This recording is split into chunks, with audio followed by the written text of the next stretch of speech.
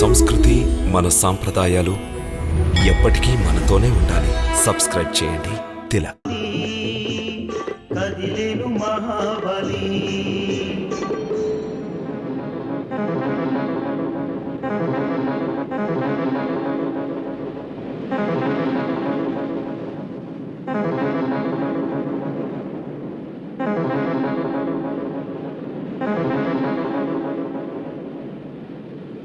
ఇదేమి విచిత్రం స్వామి? పాహిమాం పాహిమాం పవనపుత్ర పాహిమాం. నీ మార్గానికి అడ్డు వచ్చేవాడను కాను. తమరెవరో తెలుసుకోవచ్చా? హే మహావీర మారుతి, నా పేరు మైనాకుడు. మైనాకుడా? అవును పవనపుత్ర, మైనాకుడను. మీ తండ్రి పవనదేవుడు ఒకసారి నన్ను రక్షించాడు. అందులకే నేను వారికి రుణగ్రస్తుడను. ఆ ఉపకారానికి ప్రతిగా నీకు నేను ప్రత్యుపకారం చేయాలనుకుంటున్నాను. నాకు సముద్రదేవుడు కూడా ఇదే ఆనతినిచ్చాడు. ఎందులకనగా వారికి శ్రీరాముని పూర్వీకుడైన సగరుడు ఉపకారం చేశాడు. నీవు రామకార్యార్థివై వెళుతున్నావు. అందులకే సముద్రదేవుడు నీకు కొంత తడవు విశ్రాంతిని ప్రసాదించమని నన్ను ఆజ్ఞాపించాడు. కనుక ఆంజనేయ, నా శిఖరంపై కొద్దిసేపు విశ్రమించు. అందులకే నేను సముద్ర గర్భం నుండి పైకి వచ్చినాను. హే పూజ్యమైనాక, తమకు సముద్రదేవునకు నా ధన్యవాదములు. ఇప్పుడు నేను శ్రీరామ కార్యార్థమై వెళ్తున్నాను. మధ్యలో విశ్రాంతి తీసుకొనుట పాపం. కనుక తమ అతిథి సత్కారములను స్వీకరించలేను. మీరు నా ప్రణామములు స్వీకరించండి.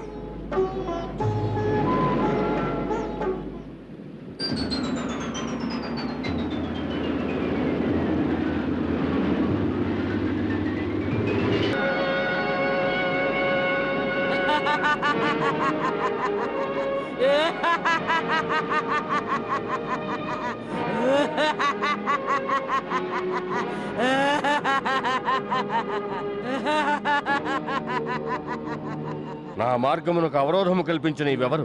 నేను సురసను. ఏం కావాలి? ఆహారము.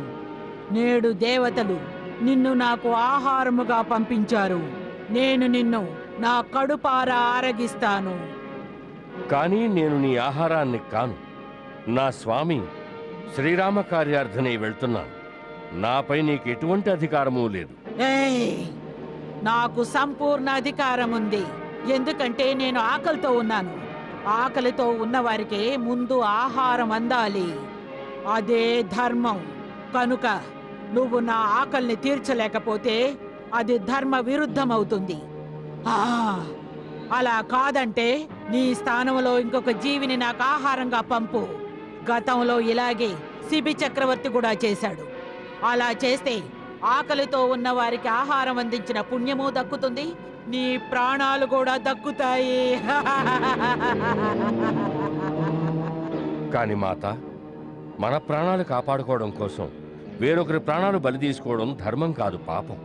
దానికంటే నేనే మీకు ఆహారం అవ్వడం మంచిది. ఎంత ధర్మయుక్తమైన మాటలు చెప్పావు. ఇక రా నా నోటిలోనికి. కానీ మాత, శ్రీరాముని కార్యమాచరించటం ఈ సమయంలో నా ప్రప్రథమ కర్తవ్యం. అందుకు నేను లంకకు వెళ్ళి సీతామాతను అన్వేషిస్తాను. ఆమెను వెతికి శ్రీరాముని సందేశమును ఆమెకు అందజేస్తాను. సీతామాత యొక్క సమాచారాన్ని శ్రీరామునకు చేరవేస్తాను. ఈ కార్యములన్నీ పూర్తయిన పిమ్మట నేనే స్వయంగా నీకు ఆహారం కావడానికి ఇక్కడికొస్తాను. నేను నీకు మాట ఇస్తున్నాను. కనుక మాత, ఈసారికి నన్ను వెళ్ళనివ్వు. ఆలస్యం చెయ్యకు. నాకు దారి వదులు. నేను నీ బూటకపు మాటలను ససేమిరా వినను. నాకు బ్రహ్మదేవుని వరమున్నది. ఏ మార్గంలో నేను నుంచుంటానో అక్కడ ఎవరూ నన్ను దాటి ముందుకు సాగలేరు. కనుక నువ్వు నా నోటిలోనికి ప్రవేశించి తీరవలసినదే. ఒకవేళ నువ్వు తిరిగి రాగలిగితే అప్పుడు చూసుకుందాం.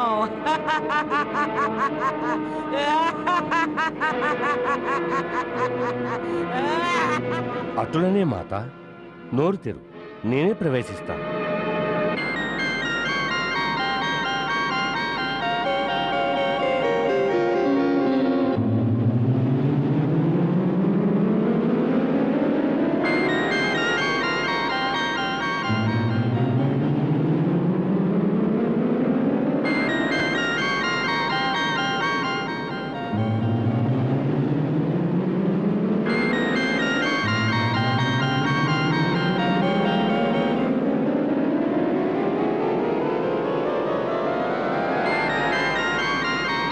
మాత, నేను బ్రహ్మదేవుని వరమును వృధా పోనివ్వలేదు.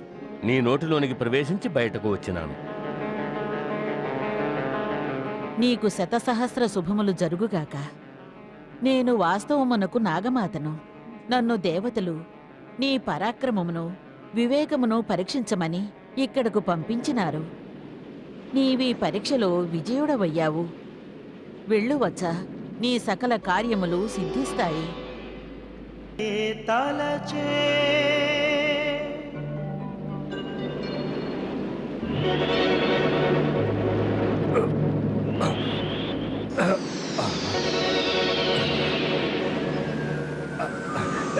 ఏమి ఈ మాయాజాలము? నా గమనమునకు అంతరాయము కలిగించినదెవరు? నా మార్గమునకు అవరోధము కలిగించిన ఈ శక్తి ఎవరిది?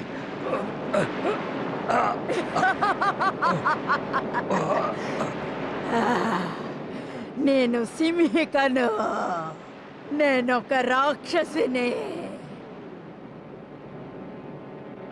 ఎగిరే పక్షుల నీడలను చూసి వాటిని పట్టుకొని ఆరగిస్తాను. నేడు నువ్వు నాకు చిక్కావు. నాకు సంతోషంగా ఉంది.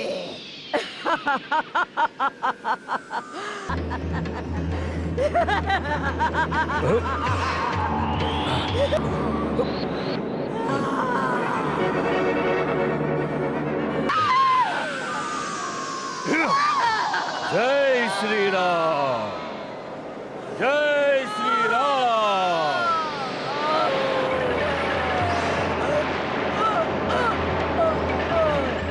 తనదిగ సాగెను హనుమ, జయమే తనదిగ సాగెను హనుమ.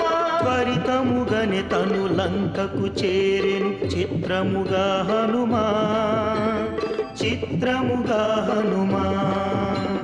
త్వరితముగనే తను లంకకు చేరెను చిత్రముగా హనుమా, చిత్రముగా హనుమా.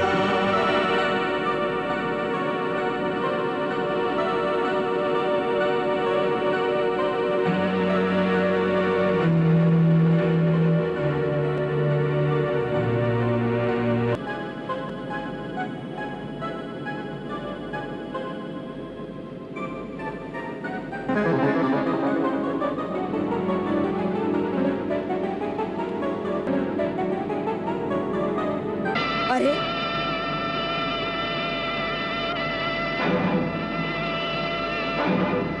ఎవరు నువ్వు? ఎవరి అనుమతి లేకుండా ఈ లంకలో ఎలా ప్రవేశించావు? ముందు నీవు చెప్పు, నీవెవరు?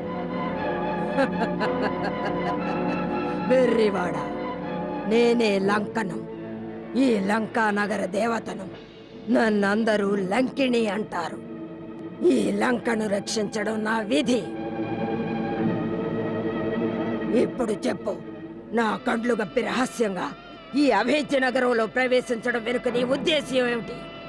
అద్భుతమైన ఈ మాయానగరాన్ని చూడాలనే కోరికతో వచ్చాను. ఒక్కసారి ఈ లంకా నగరాన్ని చూసి కొద్దిసేపటిలో మరలి వచ్చేదను. వెళ్ళవచ్చునా? వెళ్ళు, కానీ లంకా నగరంలోనికి కాదు, యమపురిలో విహరించటానికి వెళ్ళు. నిన్నక్కడికే పంపిస్తాను. అతి లఘు రూపం ధరించిన హనుమా లంకా నగరం పరీక్షించ